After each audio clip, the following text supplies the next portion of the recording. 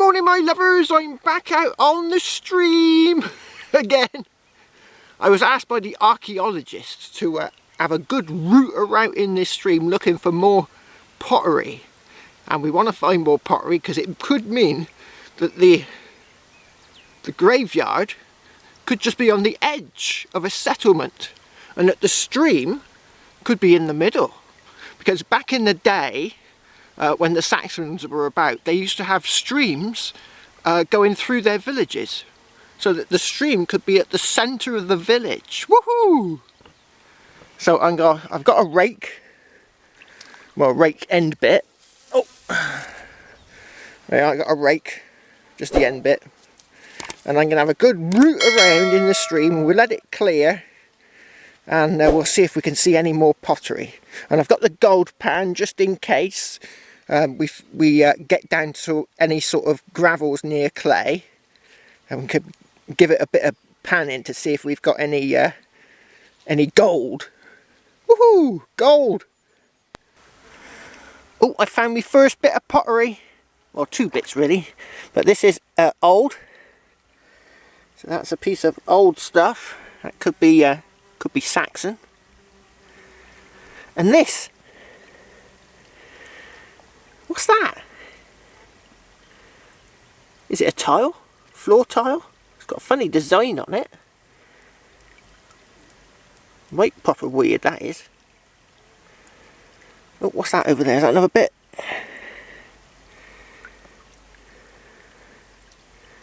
Yeah, that's another bit. I'm going to show them all these bits. We could be going through the ages with these different bits of pot. Right, so that's 3. Right, let's have a quick route around in here. What's that there? Oh, it's a bit of snail shell. What's that? What's that? Oh. That's a rock. Let's just have a quick go through this.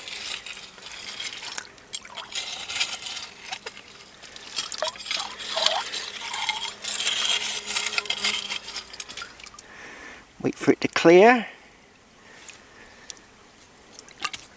What's that there? It's a rock. Right. That's modern.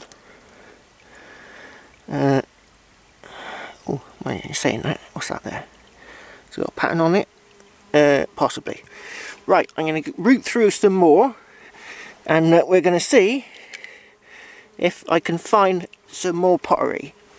Yeah, we could right be in the middle of a Saxon village. This stream could be the middle of a Saxon village. Epic! Oh look, I've just found a skull. What's left of one. Pretty sure that's a skull of a creature, small creature. That's his nose bit there. Probably eye socket, maybe. That's part of a skull. Right. I've just noticed a spot that might be good for gold panning. See how the river's going down this edge here? It's sort of flowing along, and you've got a load of rocks and stuff that have gone down through there. Well, you see there's a bit of a muddy bank just here. What that does is in a flood, the main flow will be going down where it more or less is now. And just off to the side is a low pressure point. So any heavies, like big heavy coins, like gold and silver coins, would probably drop out in that corner there, just behind the mud bank. So I'm thinking I'm going to get in there with my gold pan, shovel out some of that material, stick it in the pan and pan it out. We might have some gold. Right, this was a full pan. I've just, in order to pan it successfully, you've got to get it down, otherwise I can't hold the camera. I'd need 3 pairs of hands.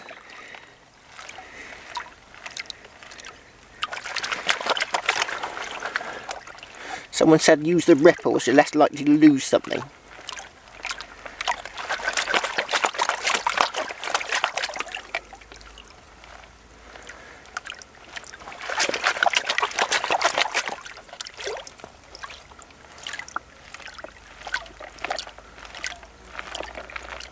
big heavy rocks out. So what's that there? A bit of mud. Ugh.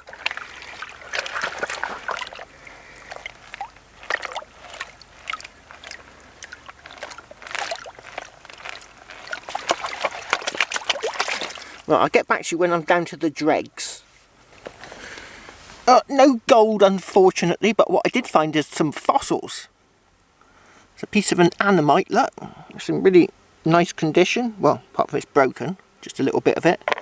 And then we've got some sort of fossilised, tubey, wormy type thing.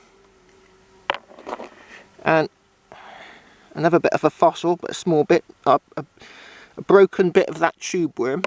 And what's that? Looks like a piece of quartz. Or is it a tooth? Don't know. Is that a tooth or a piece of quartz?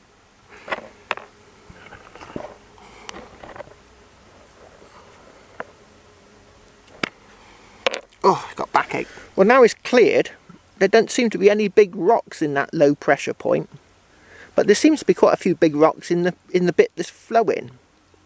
So I reckon that might be a better place to pan. There's no bedrock here, so you can't sort of get down onto the bedrock. It's just like compacted clay. You know, just here, look, you can see the clay. It's just like all compacted hard clay. So if you think that's be a better place to pan, put it in the comments below. Right, I'm going to have a root around in there, first of all, just to see if I can find any bits of medieval pottery.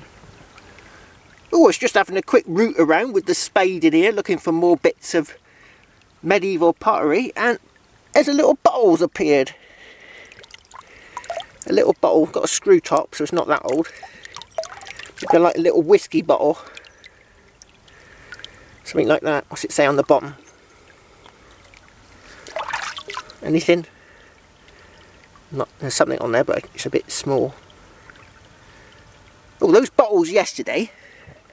The little quartz bottle, that was, we couldn't figure out the date letter, but we reckon it's about 1900, because the other bottle, the Californian fig syrup, which is apparently a laxative, there were some markings on the bottom, and I did some research, and it was about, was it 1917 to 1950?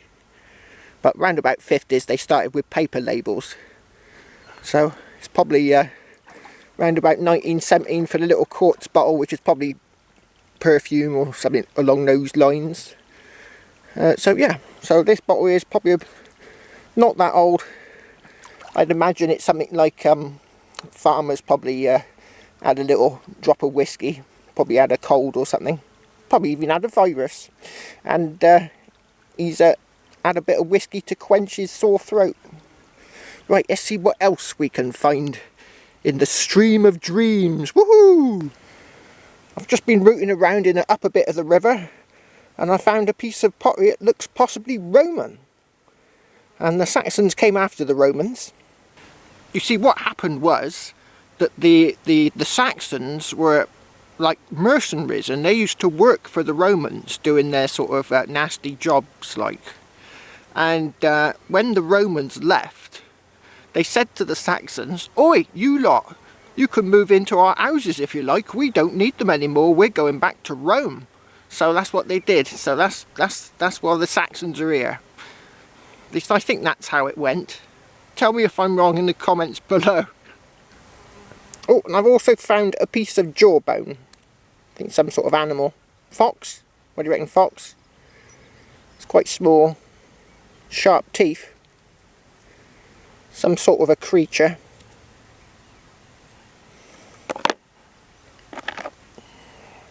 And this is the top of one of them worms. Obviously it's fossilised. But it goes to a point, and it's got like a star down the central piece of the animal. Or the fossil, rather. Oh! Oh! Oh, it's getting hot. And I'm gasping for a pint of London Pride. Oh yeah. gasping. I forgot me water again. Oh, forgot me water. And I ain't drinking those dodgy stream water. There's all sorts of nasties in there. Especially when there's animals about.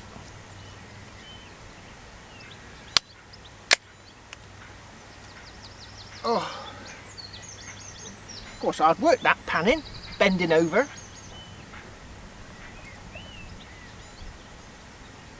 Oh. Mmm.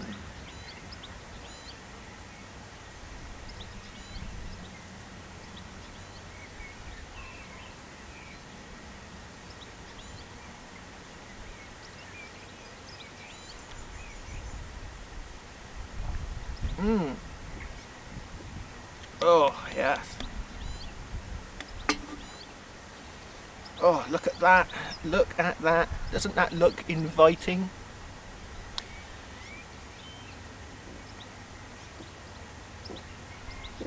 Mmm. Oh, I can taste the fuggles in there. It's a type of hop. Fuggles hops. Oh. Yeah, we'll soon be metal detecting again. Apparently Boris is coming back to work on Monday, which is tomorrow, and they're going to have a meeting. The cabinet is going to have a meeting with the culture secretary, and he's going to ask Boris whether people who play golf should be allowed to go playing golf. And if they get the go ahead, that's it. I'm back. I'm back. Yeah, because what? You're in more contact with people playing golf than you are metal detecting in a field by yourself. You know, might be a different matter for clubs going, you know, rallies and stuff. That might have to continue to be like frowned upon until they can sort out some sort of anti-social distancing with that. See, I don't know why they call it social distancing. You know, because to be social, you shake someone's hand, or you pat them on the back, and you give them a hug. That's social. To stand like 3 or 4 meters away from someone, surely that's antisocial. Oh, it's a bit uncomfortable, the edge of this trough. Oh, yeah. Mm.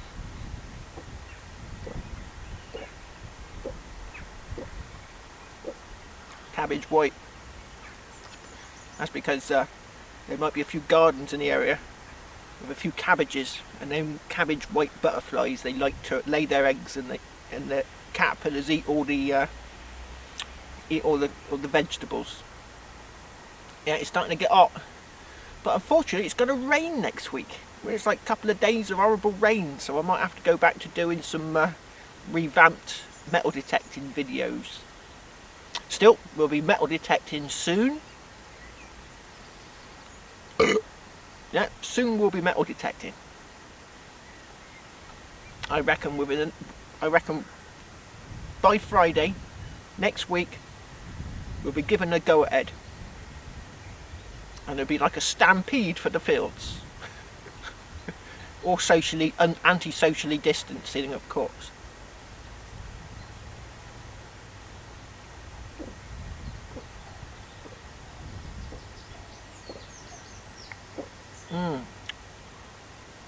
Yeah, I'd love to stop in a pub on the way home and have a few jars. And I don't see why they can't just open the pubs, you know, the pubs who've got beer gardens, serve the people outside. You know, you can phone up the bar, or I'll have 2 pints of such and such, and phone up the bar, and one of the staff brings it out on a tray, puts it down, like with wearing gloves, puts it down, and you pick it up. You know, lean out and pick it up. And then when you've gone, the member of staff comes over and sprays the seat and sprays the table and gives it a wipe down with alcohol-based spray stuff. Give it a rub down, like they do in the supermarkets. You know, if you can all sit like 5 meters apart if you had a big pub, if you had a big garden in the pub, or you could do what they do when they have beer festivals. When you have a beer festival, you've got a great big tent, right? And there's loads of barrels, and they're all like taking the beer out of the barrels and handing them to the people. Well, what if they did the same? If a pub hasn't got a beer garden, you could have a great big tent, you could have people taking the beer out of the barrels and bringing it to the tables outside that were all like little tables that were all spaced 5 metres apart. You could still have a chat with your friend 5 metres away, you know, unless they're like hard of hearing. You could still have a conversation with someone, and you could all be spaced apart, and you could just go and have your beer, have your quota, and then you could toddle off home. You know, you could have that. You could have these little, what do they call those shops that suddenly start selling beer? Pop-up pubs. You could have pop-up pubs in the fields with a little tent and stuff. Pop-up pubs. You know, landlord could rent a bit of a field and you could have pop-up pubs. I don't see why they couldn't do that. Right, I'm going to finish my pint of London Pride. Rather, not quite a pint, is it? It's a bit under a pint. 500 millilitres. I think a pint is it 560, 68? 500, yeah, I think it's 568 millilitres. Yeah, it's getting more and more uncomfortable sitting on the edge of this cow trough. But I'm not doing too bad with fines. I left that piece of wood down in the stream. I thought it'd be alright, it would survive better in the stream. I've got a really strange looking piece of pot that looks like a Union Jack.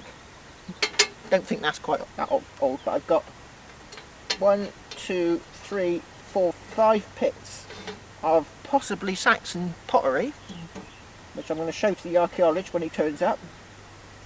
I don't know if that is, but it's got glaze on it, so I don't think it's that old. And some other bits. Yeah, anything glazed with like a proper shiny glaze is not old. So yeah. Oh, ow! Don't want to lean back too far, or I will get a wet bum. Oh, it's about an inch. Yeah, so I'm going to finish my beer, and then tomorrow we're going to hopefully come back out to the stream, and we're going to strive on until we find something. What do you think? Strive on. Or, if it's on the news tomorrow that you can now play golf, I'll be coming back here with my metal detector. Woohoo! Cheers! Blows the wind on my true love, and gently drops the rain. I have never had but one true love.